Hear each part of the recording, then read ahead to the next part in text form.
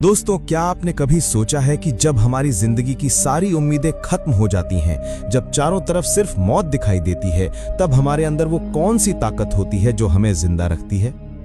आज मैं आपको एक ऐसी ही कहानी सुनाने जा रहा हूं। यह कहानी किसी फिल्म की नहीं, बल्कि एक हकीकत है। ये कहानी है आयशा की, एक ऐसी लड़की जो अपने सपनों को पूरा करने निकली थी, लेकिन कुदरत ने उसके लिए एक ऐसा इम्तिहान तैयार कर रखा था जिसकी उसने कभी कल्पना भी नहीं की थी। ये कहानी है थार रेगिस्तान की जलती रेत पर 91 दिनों तक चले संघर्ष की, दर्द की, हिम्मत की और आखिर में जीत की। तो कुर्सी की पेटी बांध लीजिए, क्योंकि ये कहानी सुनने के बाद आप जिंदगी को एक नए नजरिए से देखने पर मजबूर हो जाएंगे। तारीख थी 15 मई 2018। 28 साल की आयशा दिल्ली के एक जानी मानी ट्रैवल ब्लॉगर पर फोटोग्राफर अपनी जीप से राजस्थान के थार रेगिस्तान के लिए निकली थी। उसका सपना था कि वो रेगिस्तान के उन अनछुए हिस्सों की तस्वीरें ले जिन्हें दुनिया ने कभी नहीं देखा। वो बहुत खुश थी, उसकी आंखों में सपने थे और दिल में जोश। जैसलमेर से लगभग 150 किलोमीटर दूर एक सुनसान रास्ते पर आगे बढ़ते हुए अचानक उसकी जीप एक झटके के साथ बंद हो गई। उसने कई बार कोशिश की, लेकिन गाड़ी स्टार्ट नहीं हुई। चारों तरफ मीलों तक सिर्फ रेत के टीले थे, मोबाइल में नेटवर्क नहीं था। शुरू में तो आयशा को लगा कि शायद कोई गाड़ी आ जाएगी, लेकिन घंटों बीत गए और दूर दूर तक कोई इंसान नहीं दिखा। सूरज अब आग उगलने लगा था और उसके पास पानी की सिर्फ 2 बोतलें बची थीं। उसने फैसला किया कि वो गाड़ी में इंतजार करने के बजाय पैदल चलकर मदद ढूंढेगी। ये उसकी पहली और सबसे बड़ी गलती थी। उसे अंदाजा नहीं था कि वो रेगिस्तान के दिल में उतर रही थी, जहां से वापस लौटना लगभग नामुमकिन था। पहले दिन की पैदल यात्रा ने ही आयशा की हालत खराब कर दी। रेगिस्तान की गर्मी वैसी नहीं होती जैसी हम शहरों में महसूस करते हैं। वहां ऐसा लगता है जैसे आसमान से आग बरस रही हो और जमीन किसी जलते हुए तवे की तरह हो। उसका गला सूखकर कांटा हो गया था। पानी की एक बोतल खत्म हो चुकी थी और दूसरी भी आधी रह गई थी। रात हुई तो ठंड ने उसे कंपाना शुरू कर दिया। दिन में आग और रात में बर्फ। यह है रेगिस्तान की हकीकत। दूसरे दिन की सुबह तक उसके होंठ फट चुके थे और आंखों के सामने अंधेरा छाने लगा था। उसे पहली बार एहसास हुआ कि वो कितनी बड़ी मुसीबत में फंस चुकी है। मौत का डर पहली बार उसके दिल में बैठा। वो रेत पर गिर पड़ी। उसे लगा कि बस अब सब खत्म। उसके दिमाग में अपने परिवार का चेहरा घूमने लगा। वो रोना चाहती थी, लेकिन उसके शरीर में आंसू बनाने के लिए भी पानी नहीं बचा था।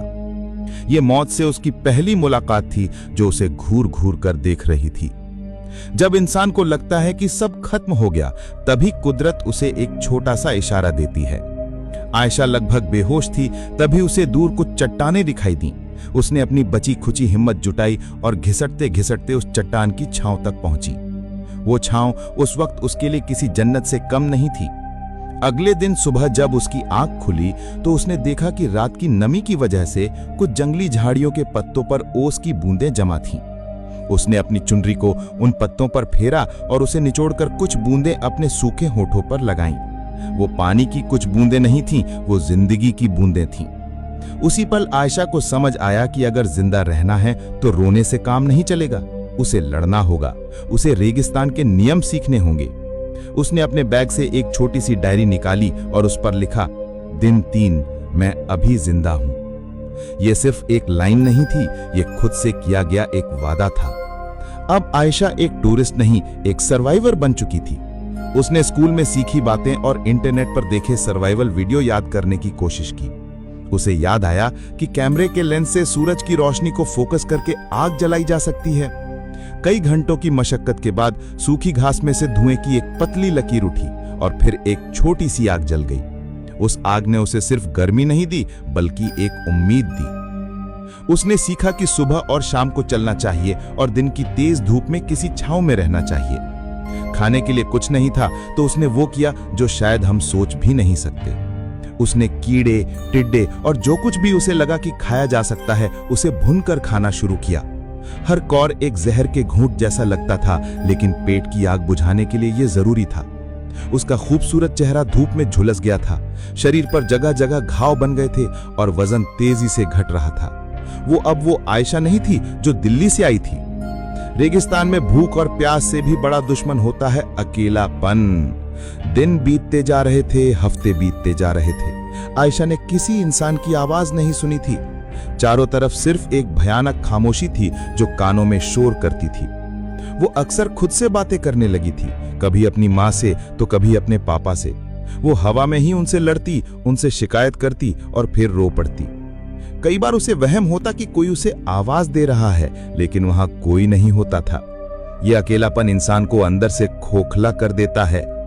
एक दिन उसने अपनी डायरी में लिखा, आज 30वां दिन है। मुझे नहीं पता कि मैं पागल हो रही हूं या जिंदा रहने की कोशिश कर रही हूं। यहां की खामोशी कभी कभी गोलियों से भी ज्यादा शोर करती है। क्या कोई मुझे ढूंढ रहा होगा या सबने मान लिया होगा कि मैं मर चुकी हूं? यह सवाल उसे हर पल खाए जा रहा था। उसका शरीर तो लड़ ही रहा था, पर अब उसका दिमाग भी हार मानने लगा था। लगभग 45वें दिन जब आयशा अपनी बची खुची ताकत से एक टीले पर चढ़ी तो उसे दूर कुछ चमकता हुआ दिखाई दिया। उसे लगा कि वो किसी गाड़ी का शीशा है या किसी गांव की छत। एक नई उम्मीद उसके अंदर दौड़ गई। वो पागलों की तरह उस दिशा में भागने लगी। वो गिरती, फिर उठती, फिर भागती। घंटों चलने के बाद जब वो उस जगह के करीब पहुंची तो उसका दिल टूटकर बिखर गया। वो कोई गाड़ी या गांव नहीं था, वो एक मृग तृष्णा थी, जिसे हम मिराज कहते हैं। रेगिस्तान का एक ऐसा धोखा जो प्यासे को और तड़पाता है। उस पल आयशा पूरी तरह से टूट गई। उसकी सारी हिम्मत जवाब दे गई। वो वहीं रेत पर गिरकर फूट फूट कर रोने लगी। उसने पहली बार भगवान से कहा, बस अब और नहीं, मुझे उठा ले, मैं थक गई हूं। ये दिन उसके 91 दिनों के संघर्ष का सबसे बुरा दिन था। उम्मीद का टूटना मौत से भी ज्यादा दर्दनाक होता है। उस टूटी हुई हालत में आयशा कई घंटों तक बेहोश पड़ी रही। बेहोशी में उसे अपनी मां का चेहरा दिखाई दिया। उसे अपनी मां की कही एक बात याद आई, बेटा, हारना तब होता है जब हम कोशिश करना छोड़ देते हैं। ये आवाज उसके कानों में गूंजने लगी। जब उसकी आंख खुली तो सूरज ढल रहा था। उसके अंदर से एक आवाज आई, मैं मर नहीं सकती, मैं हार नहीं सकती। मैंने अपनी मां से वादा किया था कि मैं एक दिन बहुत बड़ा काम करूंगी। मैं ऐसे गुमनामी में नहीं मर सकती। उस एक पल ने सब कुछ बदल दिया। उसके अंदर की टूटी हुई लड़की मर चुकी थी और एक योद्धा ने जन्म लिया था। उसने फैसला किया कि अब वो मदद का इंतजार नहीं करेगी, वो खुद अपनी मदद करेगी। वो एक दिशा में चलती रहेगी जब तक कि या तो उसे मंजिल नहीं मिल जाती या मौत। उसने अपनी डायरी में लिखा, दिन 50, आज मैं फिर से जन्मी हूं। अब ये लड़ाई सिर्फ जिंदा रहने की नहीं बल्कि जीतने की है। लगभग 70वें दिन मौसम ने भयानक रूप ले लिया। एक भयानक रेतीला तूफान आया। आसमान पीला हो गया और हवा इतनी तेज थी कि आयशा को एक चट्टान से चिपकना पड़ा ताकि वो उड़ न जाए। घंटों तक वो तूफान चलता रहा। उसे लगा कि आज उसका आखिरी दिन है। रेत उसके मुंह, नाक, कान हर जगह भर गई थी। लेकिन जब तूफान थमा तो एक चमत्कार हुआ। तूफान ने रेत की ऊपरी परत को उड़ा दिया था और एक जगह चट्टानों के बीच एक छोटा सा गड्ढा बन गया था जिसमें थोड़ा सा पानी जमा था। वो पानी गंदा था, लेकिन आयशा के लिए वो अमृत था। उसने जी भरकर पानी पिया।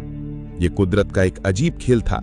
जिस रेगिस्तान ने उसे मौत के मुंह में धकेला था, उसी ने एक तूफान के जरिए उसे जीने का एक और मौका दिया था। उस पानी ने उसे अगले कुछ हफ्तों तक जिंदा रखा। वो समझ गई थी कि कुदरत जितनी क्रूर हो सकती है, उतनी ही दयालु भी। 90 दिन बीत चुके थे। आयशा अब एक चलता फिरता कंकाल बन चुकी थी। उसके कपड़े फटकर चिथड़े हो गए थे और शरीर पर मांस लगभग खत्म हो चुका था। वो बस अपनी इच्छा शक्ति के दम पर जिंदा थी। एक सुबह जब वो आगे बढ़ रही थी तो उसकी नजर जमीन पर पड़ी। उसने जो देखा उसे अपनी आंखों पर यकीन नहीं हुआ। रेत पर ऊंट के पैरों के ताजा निशान थे। ये कोई वहम नहीं था, ये हकीकत थी। इसका मतलब था कि कोई इंसान हाल ही में यहां से गुजरा है। 90 दिनों में पहली बार उसने इंसानी सभ्यता का कोई निशान देखा था। उसकी आंखों से आंसू बहने लगे, लेकिन इस बार ये आंसू दुख या दर्द के नहीं थे। वो आंसू खुशी के थे, उम्मीद के थे। उसने अपनी बची खुची सारी ताकत उन निशानों के पीछे चलने में लगा दी। उसे नहीं पता था कि यह रास्ता कहां जाएगा, लेकिन ये उसकी आखिरी उम्मीद थी। वो बस चलती रही जब तक कि वो बेहोश होकर गिर नहीं पड़ी। 91वें दिन की सुबह ऊंटों का एक काफिला लेकर जा रहे कुछ बंजारों ने रेत पर एक अजीब सी चीज पड़ी देखी। पास जाकर देखा तो उनके होश उड़ गए। वो एक औरत का शरीर था जो बस सांस ले रहा था। उन्होंने तुरंत उसे उठाया, पानी पिलाया और पास के एक कस्बे के अस्पताल पहुंचाया। जब आयशा की आंख खुली तो वो एक बिस्तर पर थी। उसके चारों तरफ सफेद दीवारें थीं और एक पंखा चल रहा था। उसे यकीन ही नहीं हुआ। उसने नर्स से पूछा, आज क्या तारीख है? नर्स ने जवाब दिया, 14 अगस्त 2018। ये सुनकर वो रो पड़ी। 91 दिन वो मौत से लड़ी थी और आज वो जीत गई थी। जब वो ठीक होकर अपने घर लौटी तो वो एक अलग ही इंसान थी। उसने एक इंटरव्यू में कहा था, उन 91 दिनों ने मुझे सिखाया कि हम जिन चीजों को रोज बर्बाद करते हैं उनकी असली कीमत क्या है। एक गिलास साफ पानी, एक रोटी का टुकड़ा, अपने परिवार की आवाज, ये दुनिया की सबसे कीमती चीजें हैं। मैं रेगिस्तान में कुछ तस्वीरें लेने गई थी, लेकिन रेगिस्तान ने मुझे जिंदगी की सबसे बड़ी तस्वीर दिखा दी।